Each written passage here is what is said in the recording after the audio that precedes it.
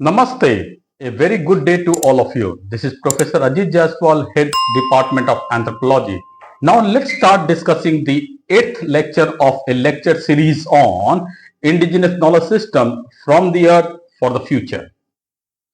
Today we'll discuss on some of the important key aspects, especially related to the indigenous knowledge of India, which is important and key areas of indigenous knowledge system. In the last lecture, we discussed about the two another important aspect are the key of the indigenous knowledge system in India, like this related to its ecological knowledge system, what we call it as a indigenous knowledge systems are traditional ecological knowledge systems, and we discuss about Ayurveda and traditional medicine. The continuation of the same key aspect will continue today also. If you have any doubt or any queries related to the last lectures or any other specific area of anthropology, then you can ask through the comment section. Now let's discuss about the third important key aspect called as ethnobotany and medicinal plant. Ethnobotany is the interdisciplinary study of relationship between people and the plant, particularly focusing on traditional knowledge and the use of plant by indigenous and local communities. It encompasses the cultural, ecological, economic and medicinal aspect of plant-human interaction. So here is an overview of ethnobotany and medicinal plant. First, traditional plant knowledge. Ethnobotany explored the diverse way in which indigenous and local community use plant for food, for medicine, for shelter, clothing, tool, ceremonies, and cultural practice. Traditional plant knowledge is often transmitted orally from generation to generation and reflect centuries of observation, experimentation, and adaptation to local environment. Similarly, when we discuss about the medicinal plants are those that have a therapeutic properties and are used for preventing,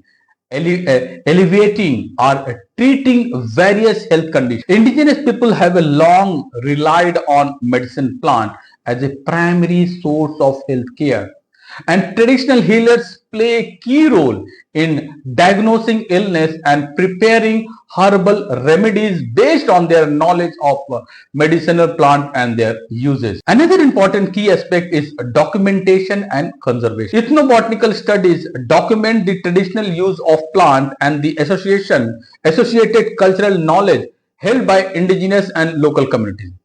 These documentations help preserve traditional plant knowledge, promote cultural diversity, and support conservation efforts to protect medicinal plant species and their habits from overharvesting, habitat destruction, and biodiversity loss. Even the another important feature is phytochemistry and pharmacology.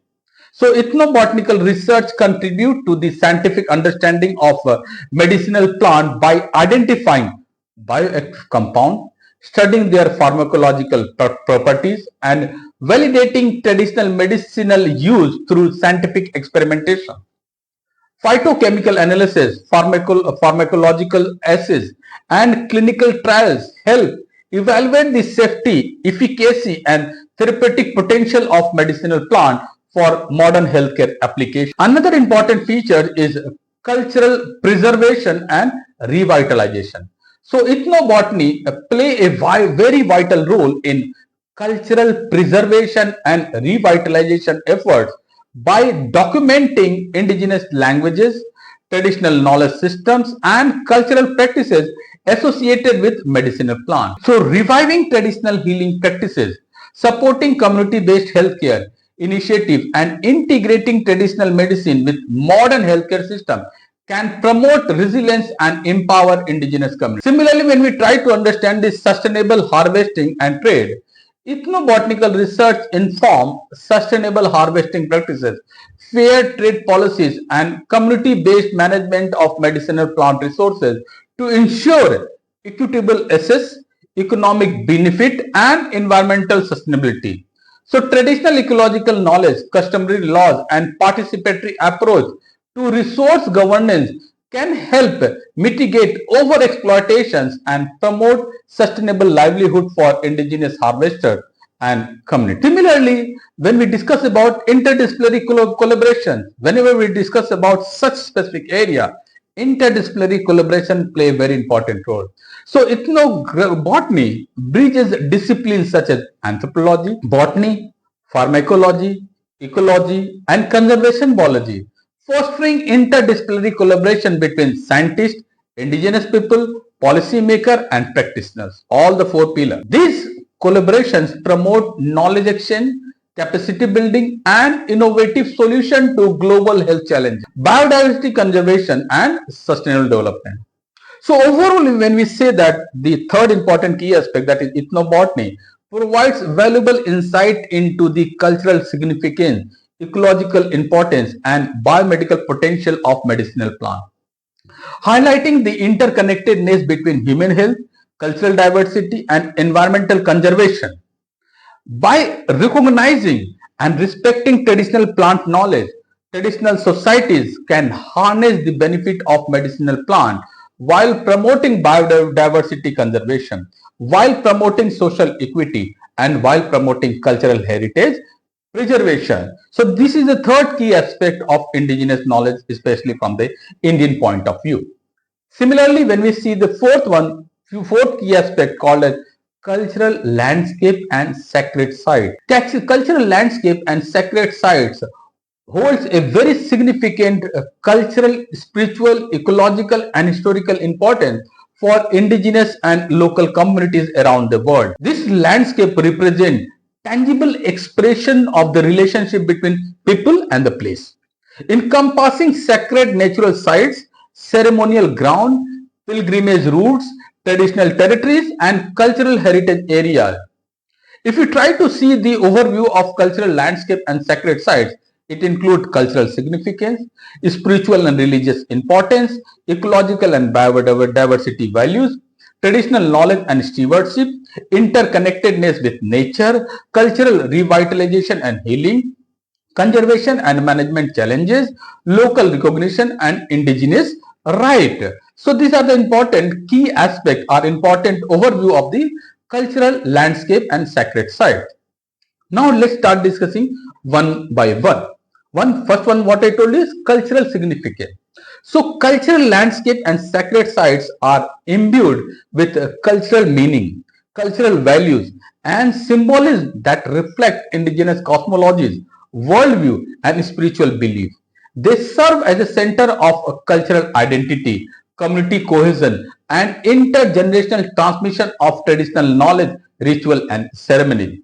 Similarly, when we try to understand the spiritual and religious importance, sacred sites are place of reverence, place of worship, place of spiritual connection for indigenous people, often associated with creation stories, ancestral spirits, deities, and sacred rituals. These sites may include natural features such as mountain, river, lakes, caves, forest, and rock information, as well as human-made structures such as temple, shrines, altars, and sacred groups. Similarly, when we see from the ecological and biodiversity value, so we may say that cultural landscape often coincide with the area of high ecological diversity, endemic species, and unique ecosystem that are integral to indigenous culture and livelihood.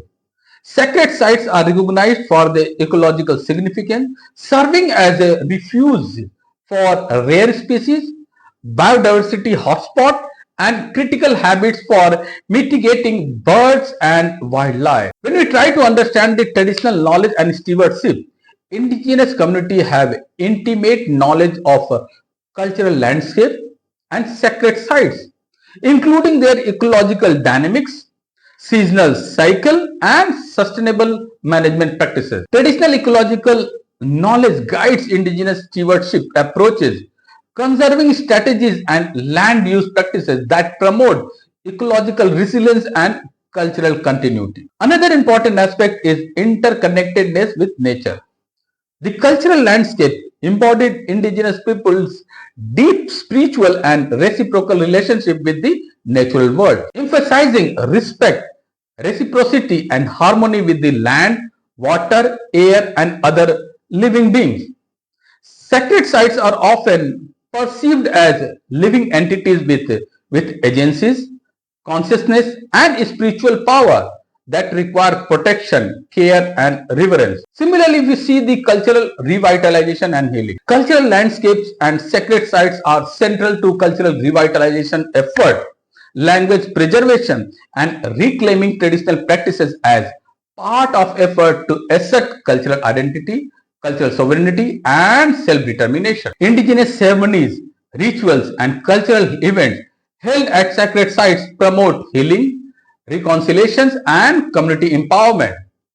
Similarly, when we see the conservation and management challenges, cultural landscape and sacred sites face various threats, including habitat destruction, resource extraction, urbanization, pollution, climate change, and unsustainable tourism.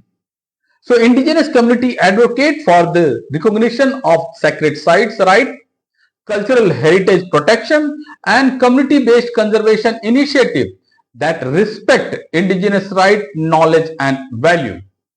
Similarly, when we see from the legal recognitions and indigenous right concerns, indigenous people's right to cultural landscape and sacred sites are recognized under international human rights instructions such as the United Nations Declaration on the Rights of Indigenous People UNDRIP, which affirms indigenous people's right to maintain, protect, and control their cultural heritage, protect their cultural traditional lands and sacred sites.